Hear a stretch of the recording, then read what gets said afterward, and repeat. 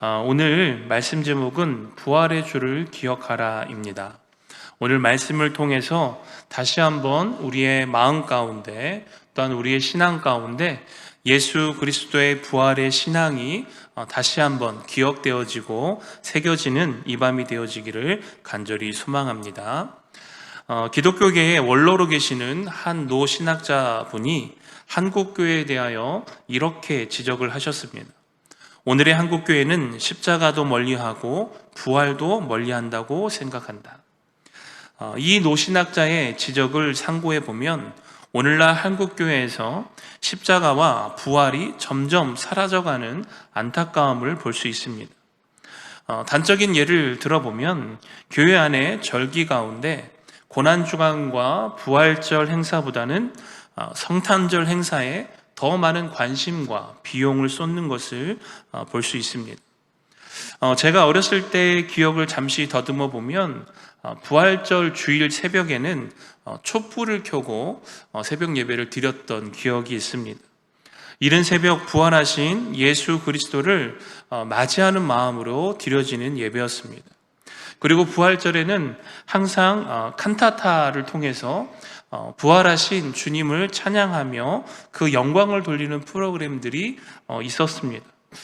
최근에는 칸타타도 보기가 참 쉽지 않은 상황인 것 같습니다. 여러분, 단적인 예이지만 이러한 현실 앞에서 부활신앙과 복음은 점점 더 소외되고 있지 않은가 하는 생각을 하게 됩니다. 그러나 우리가 놓치지 말아야 할 것은 부활신앙이야말로 기독교 복음의 핵심입니다. 흔히 우리가 복음을 이야기할 때에 가장 강조하여 이야기하는 부분은 우리를 죄로부터 구원하시기 위하여 오신 예수님에 대하여서입니다. 그리고 그 다음은 나의 죄를 위하여 십자가를 지신 것에 대하여 이야기를 하죠. 그리고 예수님의 부활에 대해서는 큰 비중을 다루지 않고 넘어가게 됩니다. 예수님께서 십자가에 죽으시고 3일 만에 부활하셨습니다 라는 짧은 문장으로 잠깐 다루고 넘어가고 있는 것 같습니다. 앞서 말씀드렸지만 부활은 복음의 핵심입니다. 복음의 완성은 예수 그리스도의 부활을 통해서 완성되어지기 때문입니다. 예수님의 부활이 없다면 결코 복음은 완성되어질 수 없다라는 사실을 기억하셔야 됩니다. 따라서 부활신앙은 우리의 믿음을 유지하는 가장 핵심적인 교리가 되어야 합니다. 그래서 고린도전서 15장 17절로 19절 말씀을 보면 이렇게 기록되어 있습니다. 그리스도께서 다시 살아나신 일이 없으면 너희의 믿음도 헛되고 너희가 여전히 죄 가운데 있을 것이요 또한 그리스도 안에서 잠자는 자도 망하였으리니 만일 그리스도 안에서 우리가 바라는 것이 다만 이 세상의 삶뿐이면 모든 사람 가운데 우리가 더욱 불쌍한 자이니라. 아멘. 예수 그리스도의 부활이 없다면 우리의 믿음은 헛것이며 우리는 죄에서도 구원받을 수 없다라는 것입니다. 무엇보다 예수님의 부활이 없다면 이 땅에서 우리가 믿음을 지키기 위하여 수고하는 모든 행위와 노력이 아무런 의미가 없다라는 것이죠. 그러므로 예수 그리스도의 부활이 우리의 믿음의 소망이 되어지기를 주님의 이름으로 축원하여 드립니다. 오늘 바울은 디모데에게 다시 살아난 예수 그리스도를 기억하라라고 권면하고 있습니다. 오늘 본문 8절 말씀입니다. 내가 전한 복음대로 다윗의 시로 죽은 자 가운데서 다시 살아나신 예수 그리스도를 기억하라. 아멘. 8절 말씀에서 바울은 자신이 고난받고 있는 이유와 또한 그 고난을 견뎌낼 수 있는 이유에 대해 말씀하고 있습니다. 먼저 8절 말씀에 바울은 내가 전한 복음대로 라고 말하고 있습니다. 여러분, 바울의 지금 상황이 어떠합니까? 로마 감옥에 투옥되어 죽음을 기다리고 있는 처지입니다. 여러분, 그 죽음을 기다리고 있는 처지가 된 그 상황은 바로 복음을 전했기 때문이죠. 바울은 자신이 복음을 전했다는 사실과 또한 그 복음으로 인하여 고난받고 있다는 사실에 대하여 전혀 부끄러워하고 있지 않다라는 것입니다. 오히려 많은 믿는 자들에게 그가 하는 권면은 무엇입니까? 자신이 매어 있는 것을 제외하고는 자신과 같이 되기 원한다 라고 권면하였습니다. 사랑하는 성도 여러분, 복음은 결코 부끄러운 것이 아님을 기억하시기 바랍니다. 오늘날 많은 사람들의 귀에 복음이 들려지지 않는 이유는 그 복음이 잘못되었기 때문이 아니라 그 복음을 이용하여 자신의 이득을 취하려 하는 자들 때문입니다. 바울이 전한 복음은 그가 생명을 다 바쳐 전하여도 부족할 정도로 그의 삶의 모든 것이었습니다. 따라서 오늘 저와 여러분 또한 바울의 선포와 같이 예수 그리스도의 복음을 부끄러워하지 않는 믿음의 성도들이 되시기를 주님의 이름으로 축원합니다.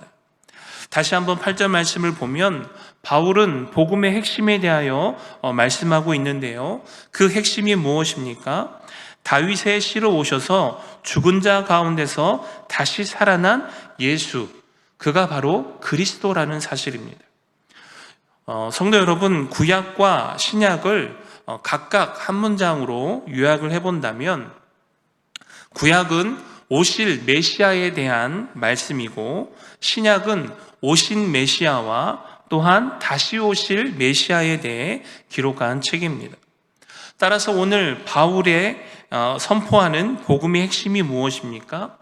이스라엘이 그토록 바라고 기대하며 기다렸던 구약의 메시아가 누구라는 것입니까? 바로 예수라는 것입니다. 그 예수가 구약의 메시아로서 그리스도로서 이 땅에 오셨다라는 것이죠. 그리고 그 예수께서 그리스도가 되시는 가장 확실한 증거는 무엇입니까? 그가 다윗의 씨로 오셨고 죽음에서 부활했다라는 사실입니다.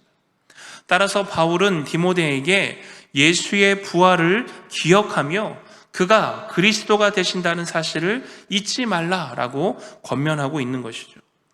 여러분, 이것이 왜 중요합니까? 예수 그리스도의 부활을 믿는 성도만이 그리스도의 고난 가운데서 기쁨으로 그 고난에 참여하며 담대함으로 그의 믿음과 신앙을 견뎌낼 수 있는 힘이 있기 때문입니다. 오늘 본문 9절과 10절 말씀을 보시기 바랍니다. 복음으로 말미암아 내가 죄인과 같이 매이는 데까지 고난을 받았으나 하나님의 말씀은 매이지 아니하니라. 그러므로 내가 택함 받은 자들을 위하여 모든 것을 참음은 그들도 그리스도 예수 안에 있는 구원을 영원한 영광과 함께 받게 하려 함이라. 아멘. 여러분, 바울은 자신이 죄인과 같이 매임을 당한 이유가 복음 때문이라 말합니다. 그러나 바울은 자신이 전한 복음에 대하여 전혀 부끄러워하거나 또한 그 복음으로 인해 자신이 매임을 당한 것에 대하여 원망하지 않았습니다. 오히려 그의 선포는 무엇입니까? 비록 자신은 매임을 당하고 고난 가운데 있지만 하나님의 말씀, 복음은 그 어떤 것에서도 속박되어 줄 수 없다라고 선포하고 있다는 것이죠. 여러분, 우리가 여기서 오해하지 말아야 할 것은 지금 바울이 처한 상황이 처음 로마에 1차 투옥됐을 때와는 상당히 다른 상황입니다. 1차 투옥 당시에는 비록 로마에 감금되어 있었지만 자유롭게 사람들을 만날 수 있고 또한 복음을 전할 수 있었습니다. 그러나 지금은 상황이 다릅니다. 모든 사람이 바울을 떠났고 오네시모로만이 바울의 곁을 지키고 있는 상황입니다. 더군다나 바울은 자신의 죽음이 임박했음을 깨닫고 그의 영적인 아들인 디모데를 간절히 보기 원하는 그러한 상황 가운데 있다라는 것이죠. 그러한 상황 가운데서도 바울은 복음으로 인하여 당하는 고난에 대해 원망하거나 불평하고 있지 않고 자신의 처지와 상관없이 여전히 다른 복음 사역자들을 통해 그리스도의 복음이 전파되고 있다는 사실에 대하여 더 큰 위로를 받고 있다는 것입니다. 그리고 10절 말씀을 통해 자신이 고난 가운데서도 인내하며 믿음을 지키는 이유에 대해 분명히 말하고 있습니다. 오늘 본문 10절 말씀입니다. 그러므로 내가 택함 받은 자들을 위하여 모든 것을 참음은 그들도 그리스도 예수 안에 있는 구원을 영원한 영광과 함께 받게 하려 함이라. 아멘. 바울은 그가 복음으로 인하여 당하는 고난 가운데서도 자신의 믿음을 온전히 지키는 이유에 대해 두 가지를 말하고 있습니다. 첫째는 믿음의 선배로서 본을 보이기 위한 것이고, 둘째는 그리스도의 부활을 통해 얻는 구원의 영원한 영광을 받기 위함이라 라고 말씀합니다. 오늘 저와 여러분의 믿음을 지켜나가는 것에 있어서 위로가 되고 힘이 되시는 것이 무엇입니까? 물론 하나님의 말씀과 성령의 도우심이 있지만, 믿음의 선배들이 믿음을 지키기 위해 보인 그 믿음의 본이 있기 때문에 그 모습을 지켜보면서 또한 우리에게 큰 위로가 되는 것도 사실입니다. 제가 몇 번 말씀을 드렸지만 저의 믿음의 본은 저희 어머니이십니다. 저는 저희 어머니의 신앙을 너무나 부럽게 생각을 하고 저에게 또한 그러한 신앙이 있기를 기도합니다. 한 번은 저희 어머니께서 저에게 이러한 말씀을 하셨습니다. 20살 초반에 저희 고모부께서 안성에서 목회를 하고 계셨습니다. 그때 그 고모부 교회가 재판으로 인해서 조금 힘든 상황이었는데, 그래서 처음에 고모부가 저희에게 연락을 하셨고 또 저희 어머니에게 말씀을 하셔서 하신 말씀이 이제 6개월 안에 재판이 끝나고 반드시 그 재판에서 승소하게 될 텐데, 그 이후에 이제 교회를 다시금 정상화시키려 할 때 저희 어머니와 또 저의 도움을 좀 받았으면 좋겠다라고 말씀을 하셔서 안성으로 내려가게 됐습니다. 초반에 격렬히 반대했습니다. 제가 왜 굳이 거기를 가야 됩니까? 제가 어머니께 저 혼자 독립하겠습니다. 이제 독립할 때가 되었습니다. 그렇게 반항을 했는데요, 저희 어머니가 딱 한 말씀 하셨습니다. 노아가 방주를 지을 때 자녀들에게 말씀하셨냐? 아무 말도 못하고 끌려갔습니다. 네, 여러분, 끌려간 것에서 끝난 것이 아니라 참 그 재판이 잘 해결되었으면 좋았을 텐데, 6개월이면 승소한다는 재판에서 지게 되고 결국은 교회에서 쫓겨나게 됐습니다. 더 참담한 사실은 교회에서 쫓겨나게 되자 매주 수요일과 또 교회의 정기 예배를 저희 집에서 드리게 됩니다. 자그마치 6년이라는 시간 동안 저희 집에서 예배를 드렸는데요, 그 기간 동안 저희 어머니께서 정말 말로 다 할 수 없는 어려움과 힘드심이 있었습니다. 모든 성도들의 점심을 책임지는 건 물론이고 또 그 성도들을 다독거리며 또 교회 안에서 품고 가는 그 역할 또한 어머니께서 감당을 하셨습니다. 제가 곁에서 지켜보다가 도저히 이것이 아닌 것 같다라는 생각이 드는 것입니다. 그래서 제가 어머니께 말했습니다. 더 이상 못하겠습니다. 다 엎어버리고 갑시다. 우리가 왜 여기서 이러고 있어야 되냐고. 이건 아닌 것 같다. 그때 저희 어머니가 또 저희에게 이렇게 말씀하셨습니다. 하나님이 보내셔서 이곳에 왔는데 아직 가라고 하는 사인이 없다. 또 할 말이 없더라고요. 그래서 또 깨갱하면서 그냥 참고 있었습니다. 여러분, 근데 한 날 저희 어머니가 저에게 이러한 고백을 하셨습니다. 이제 새벽에 이제 한 번은 가까운 교회에 가서 새벽 예배를 드리고 이제 기도를 하시는데, 이제 기도에 깊이 들어가시다 보니까 조금 늦은 시간까지 기도를 하게 되셨습니다. 그래서 눈을 딱 떠보니까 이제 해가 좀 떠오르고 있고 그 성전 본당 청소를 담당하시는 분이 올라오셔서 이렇게 본당을 청소하고 계셨던 것 같습니다. 그때 어머니가 하나님께 이렇게 펑펑 울면서 기도했다랍니다. 하나님, 본당에 저 의자를 닦는 걸레질을 하는 역할이라도 저에게 맡겨달라고. 여기서 아무것도 하지 못하고 이러고 있는 이 현실에 대해서 정말 저희 어머니가 펑펑 울면서 하나님께 기도했다라는 것입니다. 그 본당을 닦고 있는 그 분이 너무나도 부럽게 여겨졌다라는 것이죠. 정말 어려서부터 미련할 정도로 하나님의 말씀대로 살아가고자 하는 어머니의 모습을 보면서 자라왔습니다.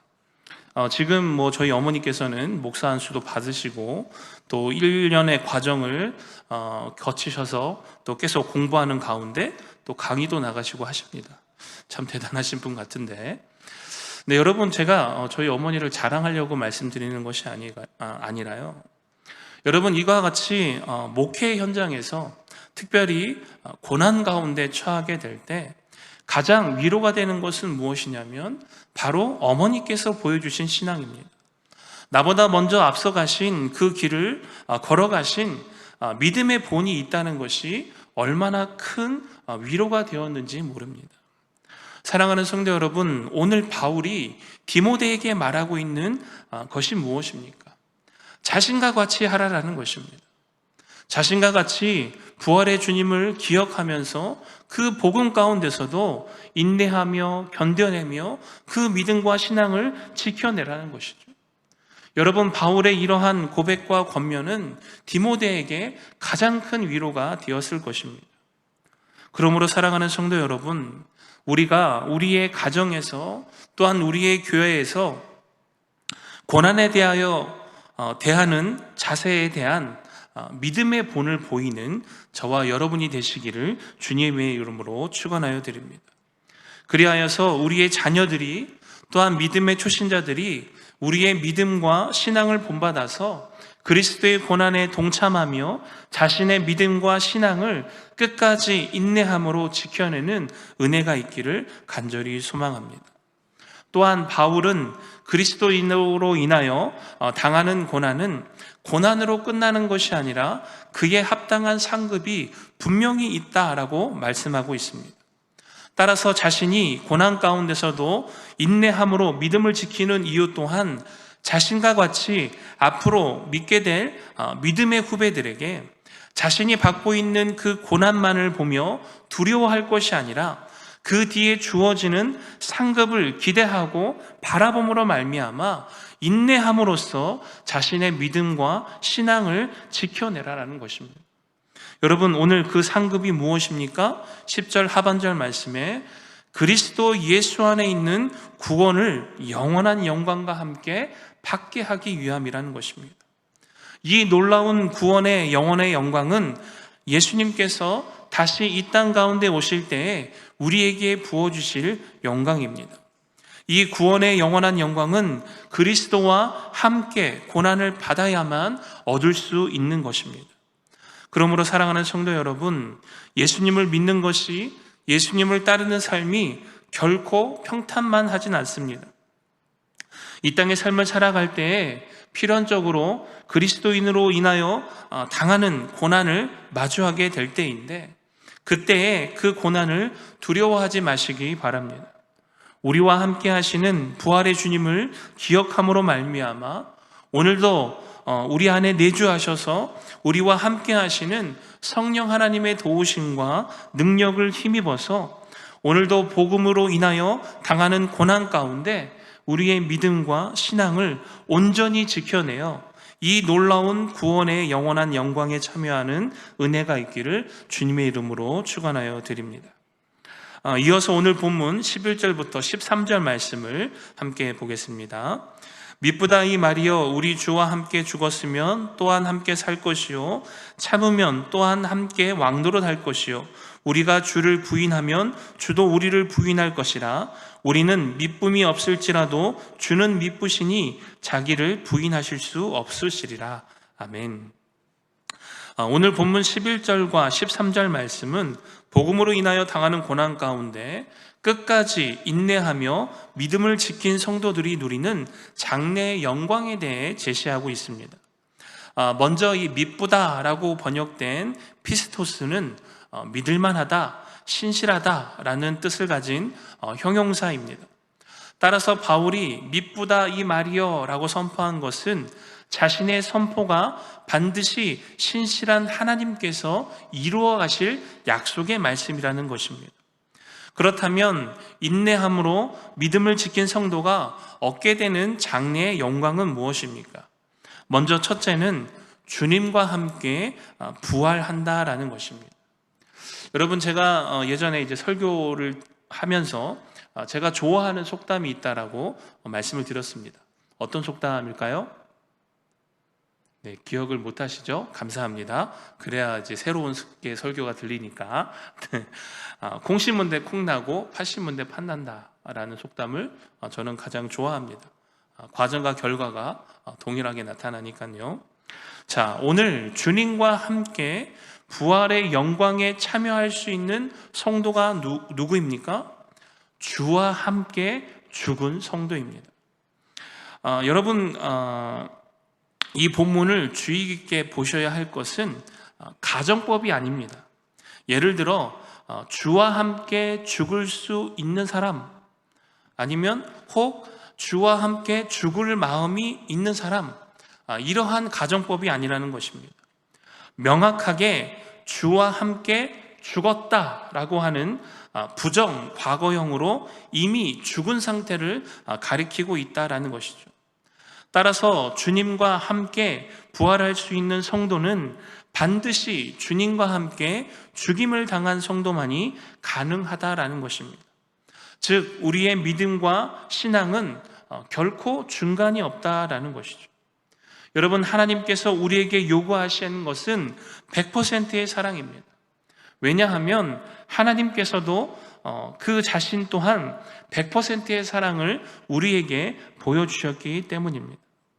그러므로 오늘 우리는 주와 함께 죽고 주와 함께 부활하는 이 믿음과 놀라운 은혜가 있기를 주님의 이름으로 축원하여 드립니다.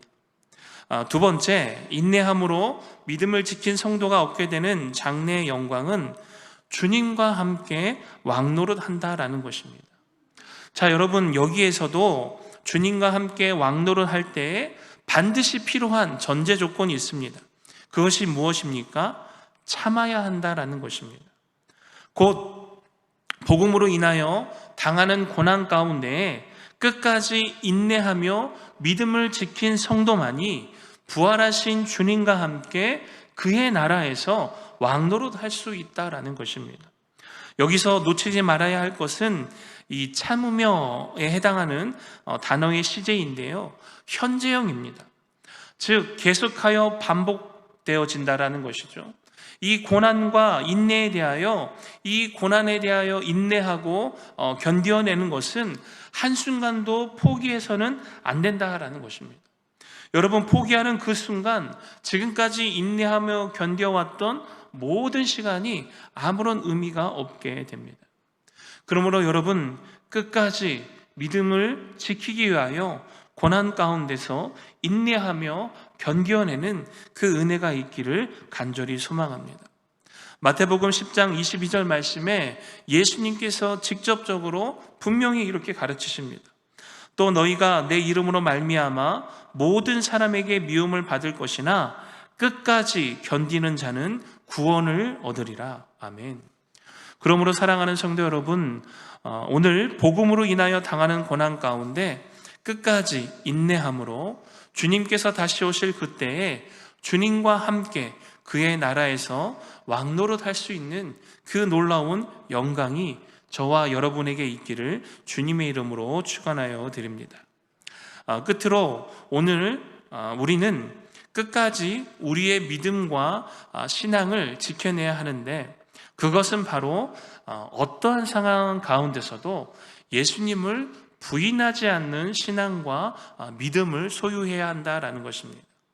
오늘 본문 12절 하반절 말씀에 이렇게 기록되어 있습니다. 우리가 주를 부인하면 주도 우리를 부인하실 것이라.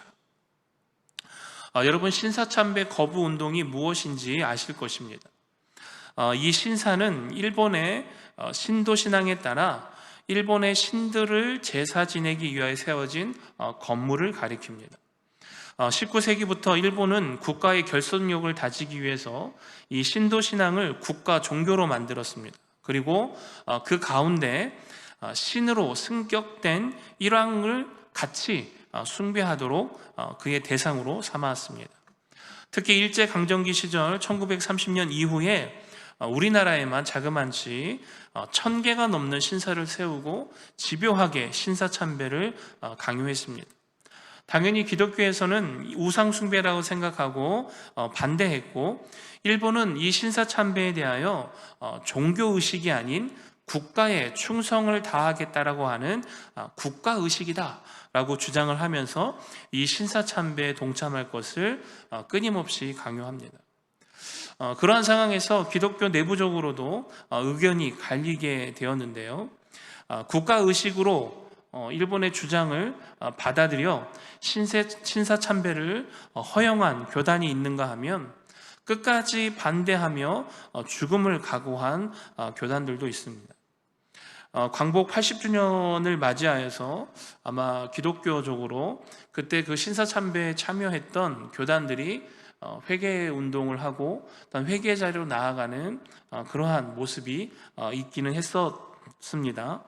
하지만 그 당시에 정말 자신의 믿음과 그 신앙을 지키기 위하여 우리가 잘 알고 있는 주기철 목사님과 같은 분은 끝까지 신사참배를 거부함으로 말미암아 자신의 믿음과 신앙을 지키고 순교하셨습니다. 사랑하는 성도 여러분, 어떠한 상황 가운데서도 주님을 부인하지 않는 신앙과 믿음을 소유한다는 것은 결코 쉽지 않습니다. 그러기에 우리는 꾸준히 우리의 믿음과 신앙이 성장해 가야 하는 줄 믿습니다. 그래서 성경은 우리에게 분명히 말씀합니다. 그리스도의 장성한 분량에까지 자라나라는 것입니다. 여러분, 우리가 어린아이와 같은 순수한 신앙을 소유하되 우리의 신앙 자체가 어린아이와 같은 신앙이 되어서는 안 됩니다. 여러분, 10년이 지나고 20년이 지나고 30년이 넘게 신앙생활을 했는데 여전히 젖먹이와 같은 그러한 신앙을 갖고 있다면 그 신앙은 잘못됐다라는 것입니다. 쓴 나물을 먹고 듣기 어려운 말씀을 들으면서 그것을 소화해내서 그리스도의 장성한 분량에까지 자라나야 한다라는 것입니다. 여러분, 그렇게 해야만 우리는 예수님을 부인하지 않는 그 신앙을 소유하게 됩니다. 시대가 갈수록 악해지고 있습니다. 우리의 신앙과 믿음을 위협하고 그리스도의 복음이 불법이라 말하는 시대가 되어져 가고 있습니다. 여러분, 이러한 시대에 바울은 우리에게 권면하고 있습니다.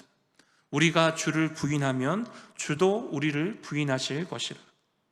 사랑하는 성도 여러분, 오늘 저와 여러분에게 주님 오시는 그날까지 우리의 믿음과 신앙을 온전히 지켜내는 은혜가 있기를 주님의 이름으로 축원합니다. 말씀을 마치면서 13절 말씀에 항상 미쁘신 주께서 자신이 약속하신 것을 반드시 이루어 가신다라고 말씀하고 있습니다. 사람의 약속은 깨어질 수 있고 또한 없어질 수 있지만 주님의 약속은 그의 신실하심으로 인하여 반드시 이루시고 그 약속을 지키신다는 것이죠. 그러므로 사랑하는 성도 여러분, 부활하신 주님을 기억하시기를 바랍니다.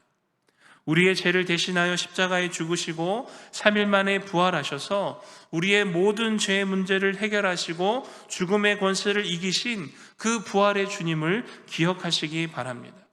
그 부활의 주님께서 오늘 우리에게 약속하셨습니다. 복음을 위하여 고난을 받는 자에게 구원의 영원한 영광을 주시고 또한 주와 함께 부활하며 영원한 주님의 나라에서 주님과 함께 왕노릇 할 수 있는 그 놀라운 영광과 상급을 우리에게 주시겠다 약속하여 주셨습니다. 그러므로 사랑하는 성도 여러분, 끝까지 인내하시기 바랍니다. 부활하신 주님께서 우리와 끝까지 함께 하시고 어떠한 상황 가운데서도 우리를 놓지 아니하시고 붙들어 주실 줄 믿습니다. 그러므로 오늘 우리에게 이 시대를 살아가면서 주님을 부인하지 않는 우리의 믿음과 신앙이 있기를 간절히 소망합니다. 그래서 우리의 믿음과 신앙을 온전히 지켜냄으로 말미암아 반드시 그 약속하신 말씀을 이루시는 그 하나님의 약속의 말씀처럼 우리에게 주어지고 또 우리가 누리게 될 그 놀라운 은혜와 상급을 기대하면서 오늘도 믿음 안에서 신앙 안에서 성장하며 그 믿음과 신앙을 온전히 지켜내는 저와 여러분이 되시기를 주님의 이름으로 축원하여 드립니다.